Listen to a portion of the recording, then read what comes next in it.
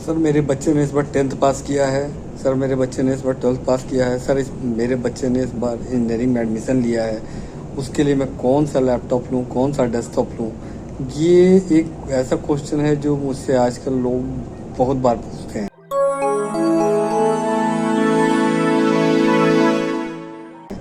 आप चूँकि मैं अपने ऑफिस का आईटी देखता हूँ, तो ज़्यादातर लोगों का सवाल यही होता है कि सर मैं अपने बच्चे के लिए कौन सा लैपटॉप लूँ। तो दोस्तों, मेरा नाम है सत्यम और मैं एक आईटी एक्सपर्ट हूँ और मैं 15-20 सालों से इस फील्ड में हूँ। तो मैं लोगों को इस तरह की एडवाइस दिया करता हूँ और मैं आज आपके साथ यही शेयर करने वाला हूँ कि अगर आपका भी बच्चा 10th 12th या पास कर गया है या 12th के बाद पास करने के बाद किसी इंजीनियरिंग करने या कोई अदर फील्ड में जा रहा है, तो उसके लिए आपको कौन सा लैपटॉप या डेस्कटॉप लेना चाहिए। चलिए वीडियो की शुरुआत करते हैं। अगर अभी तक आप हमारे चैनल पे नए हैं तो हमारे चैनल को सब्सक्राइब कर दीजिएगा, वीडियो को लाइक कर दीजिएगा और बेल आइकन प्रेस करना बिल्कुल ना भूलें। तो दोस्तों, सबसे पहले अगर बात की जाए तो जो बच्चे 10th पास करके गए हैं, तो 10th पास करने के बाद जो बच्चों की बेसिक रिक्वायरमेंट है आज के समय में, जो बच्चे 10th पास करके जाएंगे तो बेसिकली वो तैयारी कर रहे होंगे, किसी न किसी चीज़ की कॉम्पिटिटिव एग्ज़ाम की तैयारी कर रहे होंगे। वो मेडिकल की हो सकती है, वो एसएससी की भी तैयारी हो सकती है, वो इंजीनियरिंग की भी तैयारी हो सकती है, वो उसकी तैयारी कर रहे होंगे। साथ के साथ वो अपने 11th और 12th की पढ़ाई भी करेंगे। तो यहाँ पर जो उनकी बेसिक रिक्वायरमेंट है, बहुत ज़्यादा किसी हैवी लैपटॉप की उनकी ज़रूरत नहीं होती है। बेसिकली उनको नेट पे कुछ देखना होता है, यूट्यूब पे देखना होता है, या कोई कोचिंग ले रहे हैं तो उसके ऐप होते हैं, उस तरह के ऐप को चलाना होता है। तो मैं यहाँ पर जो सजेस्ट करूँगा कि अगर उनके पास मोबाइल है तो मोबाइल से ही आप ये काम कर सकते हैं।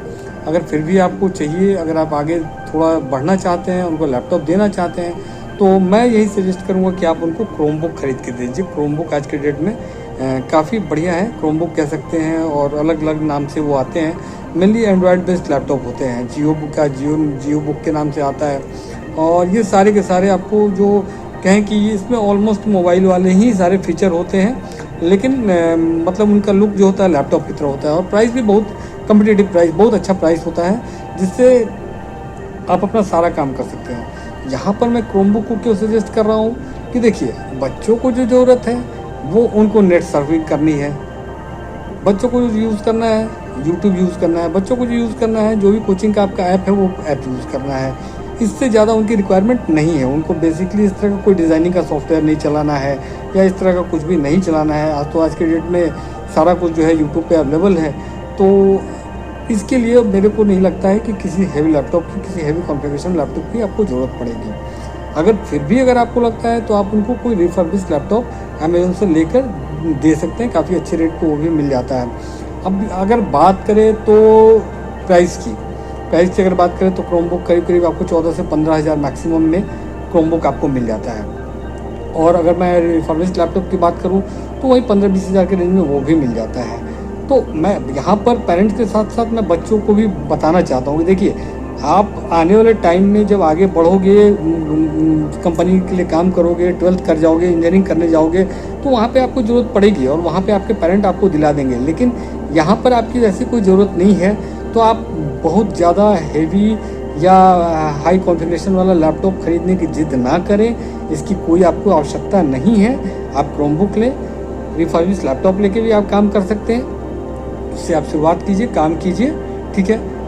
अगर आपको दिक्कत ना हो तो आप एक डेस्कटॉप भी घर पे लेके आप काम कर सकते हो स्टडी के लिए। लेकिन थोड़ा सा लैपटॉप के साथ ये होता है कि आप अपने कहीं भी कन्वीनियंट है, आप बैठ के बेड पे भी कर सकते हो, डाइनिंग टेबल पे भी कर सकते हो, जो कि आजकल बहुत कॉमन है। तो ये एक अलग चीज़ हो जाएगी। तो लेकिन मैं यहाँ पर आपको 10th वाले बच्चों के लिए मैं बिल्कुल सजेस्ट करूँगा कि आप भी अपने पेरेंट्स को थोड़ा सा कोऑपरेट कीजिए, उनके बजट का ध्यान रखिए, और आगे आपको बहुत सारे लैपटॉप मिलेंगे।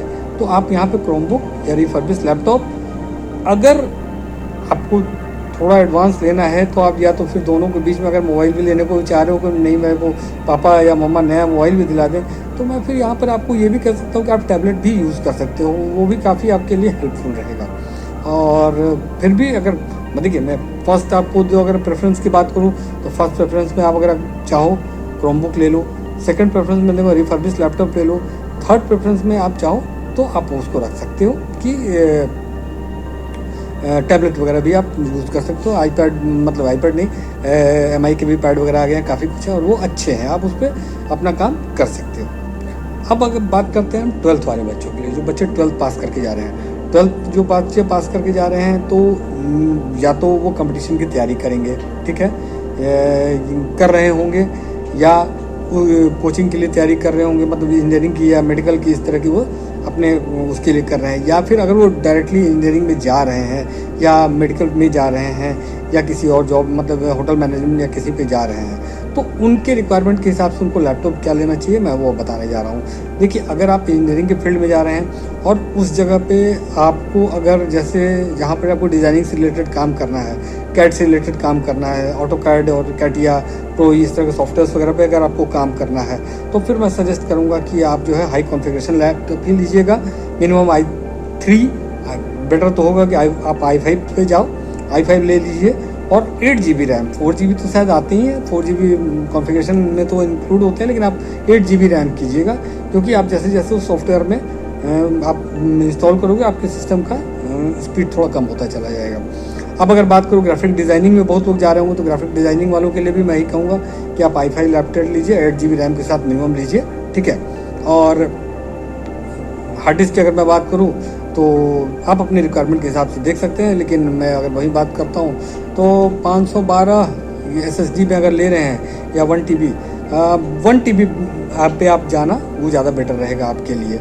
और यहाँ पर मैं एक चीज़ और मैं आपको बताना चाहता हूँ कि अगर आप डिज़ाइनिंग से रिलेटेड काम करते हैं और डिज़ाइनिंग से रिलेटेड लैपटॉप ले रहे हैं, तो आपको स्क्रीन बड़ा लेना चाहिए। देखिए, बल्कि तो वो होता है, लेकिन जहाँ तक मैं देखता हूँ, मैं अपने बच्चों को, कॉलेज के बच्चों को भी देखता हूँ, तो ज़्यादातर वो लैपटॉप कैरी नहीं करते हैं, वो लैपटॉप उनके हॉस्टल में ही रहते हैं या उनके रूम पे ही रहते हैं, क्योंकि कॉलेज के अंदर खुद उनको लेक्चर या तो लेक्चर होते हैं या प्रैक्टिकल क्लासेस होते हैं, तो उसके लिए उनको डेस्कटॉप वर्क स्टेशन तो ऑफिस मतलब इंस्टीट्यूट प्रोवाइड करता ही करता है। तो आपको लैपटॉप वहाँ पे बड़े स्क्रीन का लेना चाहिए, क्योंकि आपको जो डिज़ाइनिंग करनी होगी तो उसमें आपको आपके डिज़ाइन जो भी बनाएंगे उस तरह का जो होगा वो आपको समझ में आएगा। दूसरा इसका एक फ़ायदा और होता है कि बड़े स्क्रीन के लैपटॉप आपको थोड़े सस्ते पड़ते हैं, तो ये भी एक एडवांटेज आपको मिलेगा बड़े लैपटॉप के साथ में। ये थोड़ा सा प्राइस भी आपका कम होगा और साथ ही साथ आपको उसमें डिज़ाइन करने में भी काफ़ी कुछ होगा। हाँ, बल्कि होगा तो जहाँ तक मैं समझ सकता हूँ कि भाई आप पढ़ाई करने आए हो, अभी आपको कहीं जाना नहीं है। हाँ, अगर आप जॉब में होते हो और आपको ट्रैवल करना है और इस तरह में, तब वहाँ पे दिक्कत वाली बात है कि थोड़ा बल्कि लैपटॉप, भारी हेवी लैपटॉप कैसे आप लेके जाओगे, लेकिन यहाँ पर आप आराम से इसको कर सकते हो। कॉन्फ़िगरेशन मैंने आपको बता दिया, यहाँ पर मैंने बता दिया जो लोग इंजीनियरिंग के लिए जा रहे हैं, जो लोग होटल मैनेजमेंट के लिए जा रहे हैं, उनके लिए भी मैं सजेस्ट करूँगा कि आप छोटे लैपटॉप मतलब मिनिमम कॉन्फ़िगरेशन वाले लैपटॉप लीजिए। i3 से भी आपका काम चल जाएगा। i3 के अलावा आपको जो है अगर 4 GB रैम है तो भी उससे आपका काम चल जाएगा, बहुत लेट लेने की ज़रूरत नहीं है। मैं बार बार इसलिए ये कहता हूँ क्योंकि हर 3-4 साल में टेक्नोलॉजी चेंज होती है, टेक्नोलॉजी एडवांस होती जाती है, और लैपटॉप और मोबाइल्स में तो बहुत तेज़ी से मॉडल अपग्रेड होते रहते हैं। तो आप बहुत ज़्यादा पैसा लगा के 60-70-80 हज़ार रुपये लगा के उसके बाद फिर आपको लगता है 4 साल बाद कि यार इतना इन्वेस्ट क्यों कर दिया था। तो इसीलिए मतलब आप मिनिमम जो है i3 4 GB इस तरह के से आपका काम चल जाएगा, काम अच्छे से चल जाएगा। आपको भी ज़्यादातर इस तरह के कोई डिज़ाइनिंग से रिलेटेड आपका काम नहीं होगा, आपको नेट सर्फिंग करनी होती है, नया जॉब ढूंढना होता है, थोड़ा अपने जॉब के बारे में कुछ रिसर्च करना होता है, यही सब चीज़ें होती हैं, तो आप उस पर आराम से कर सकते हो। अब अगर मैं बात कर रहा हूँ कि जो लोग मेडिकल फील्ड में जा रहे हैं, मेडिकल वाले जो बच्चे होते हैं, मेडिकल वाले बच्चों के लिए भी मैं सजेस्ट करूँगा कि आप भी i3 4 GB रैम आपके लिए सफिशिएंट है। छोटा स्क्रीन रख लो, कोई दिक्कत नहीं है, क्योंकि आपको भी शुरुआत में पहले दूसरे साल में आपको ज़्यादा कुछ नहीं करना होता है। आपको वही है कि मतलब पढ़ाई के साथ साथ, मेरे कहने का मतलब पढ़ाई तो आपको तो करना बहुत कुछ होता है, लेकिन मेरे कहने का मतलब है कि लैपटॉप ज़्यादातर आपका काम इस तरह का नहीं होता है कि आप डिज़ाइन वगैरह करना है, आपको अपना रिसर्च ही करना होता है, मतलब अपने कोर्स से रिलेटेड चीज़ें ही करनी होती है जो कि इंटरनेट पे सर्फ करना होता है, या फिर आपको पेपर्स वगैरह पढ़ने होते हैं। तो वो सारे के लिए आपके पास i3 हो 4 GB रैम के साथ में लेटेस्ट जो लैपटॉप आप ले सकते हो। यहाँ पर मैं एक चीज़ और भी कह रहा हूँ कि अगर आपकी ज़रूरत बहुत ज़्यादा नहीं है तो आप रिफर्बिश भी लैपटॉप ले सकते हो। आज की डेट में बहुत सारी कंपनियां, स्टार्टअप्स जो हैं वो इवन आप सोच सकते हो स्टार्टअप्स में, कंपनीज़ में, वहाँ तो काम लगातार होता है, काम होते ही है, रोज़ तो काम होना ही है फ़ोन पे मतलब लैपटॉप पे, लेकिन वो लोग भी रिफर्बिश लैपटॉप यूज़ करते हैं। तो आप रिफर्बिश लैपटॉप भी एक अच्छा ऑप्शन है, अमेज़ॉन, फ्लिपकार्ट सब जगह पे ये ऑप्शन है। आप उसको भी देख सकते हो, उससे भी आपका काम हो सकता है। अब कई जगह पे आप बात आती है कि डेस्कटॉप के लिए, तो मैं वहाँ पर ऐसे लोगों को डेस्कटॉप बताना चाहूँगा जिनको मेनली हेवी डिज़ाइनिंग वगैरह करनी होती है या गेमिंग से रिलेटेड काम करना होता है। बहुत लोग गेम भी बना रहे होंगे, ऐप बना रहे होंगे, तो उनको मैं सजेस्ट करूँगा कि आप डेस्कटॉप पे जाओ और अच्छे वाले हेवी कॉन्फ़िगरेशन, अच्छे कॉन्फ़िगरेशन के डेस्कटॉप पे जाइए और अच्छा उसके साथ पावर बैकअप ज़रूर रखिए ताकि आपका डेस्कटॉप सेफ रहे। तो क्योंकि उनको काफ़ी टाइम उस पर काम करना होता है, ऐप डेवलपमेंट से काम होता है या कोडिंग से रिलेटेड काम होता है, तो उस पर तो उनको मैं हमेशा सजेस्ट करूँगा कि आप डेस्कटॉप पे जाइए। वर्क स्टेशन ले सकते हैं, अगर आपका बजट है तो आप वर्क स्टेशन भी लीजिए, और ये सीरियसली ये एक अच्छा इन्वेस्टमेंट है। अब देखो मेरे बात को आप समझने की कोशिश करना, मैं लोगों को कई जगह पे वहाँ पे बताता आ रहा था कि इन्वेस्टमेंट कम रखिए, कम इन्वेस्टमेंट रखिए, लेकिन जहाँ पर यहाँ पे ग्राफिक लोग जो इस तरह के काम कर रहे हैं, गेमिंग का, कोडिंग का और इस तरह के लोग काम कर रहे हैं, या कोरल ड्रॉ में जो लोग काम कर रहे हैं या फोटोशॉप में जिनको काम करना होता है, तो उन लोगों के लिए मैं सजेस्ट कर रहा हूँ कि थोड़ा हैवी चीज़ लीजिए। क्यों कर रहा हूँ? क्योंकि वो एक इन्वेस्टमेंट है, वहाँ पर आप काम करोगे और अगर आपका डेस्कटॉप या लैपटॉप काम परफॉर्म नहीं कर रहा है उस तरीके से, तो आदमी फिर फ्रस्ट्रेटेड होता है, उसको गुस्सा आती है, काम में मन नहीं लगता है। लेकिन वहीं अगर है कि हाँ ठीक है, अगर आपका जो मैं कह सकता हूँ कि हथियार अगर आपके पास बढ़िया है तो आप बड़ी से बड़ी लड़ाई भी जीत सकते हो। तो कुल मिला के मैं आपको यही बताना चाह रहा था कि, और बच्चों के साथ मैं यही कहूँगा कि सबसे पहले तो आपको ढेर सारी शुभकामनाएं आगे के भविष्य के लिए। और आप बिल्कुल भी, ये मैं अपने एक्सपीरियंस से बता रहा हूँ कि अगर आप बड़ा महंगा लैपटॉप लेते हो तो साल 2 साल 3 साल बाद आप रिग्रेट करते हो कि यार हमने इतना पैसा क्यों लगा दिया था।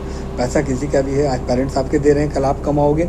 तो मैं आपको यही सजेस्ट करूँगा कि जो वो चीज़ें मैंने बताई है उसको फॉलो कीजिए, उसको यूज़ कीजिए, आपके पैसे बचेंगे और आपको आने वाले समय में समझ में आएगा कि मेरा सजेशन सही था। तो उम्मीद करता हूँ ये वीडियो पसंद आया होगा आपको, और आगे भी मैं आपको इस तरह की वीडियो ले आता रहूँगा। और तब तक के लिए मिलता हूँ, धन्यवाद, मिलते हैं एक नए वीडियो में। Thank you.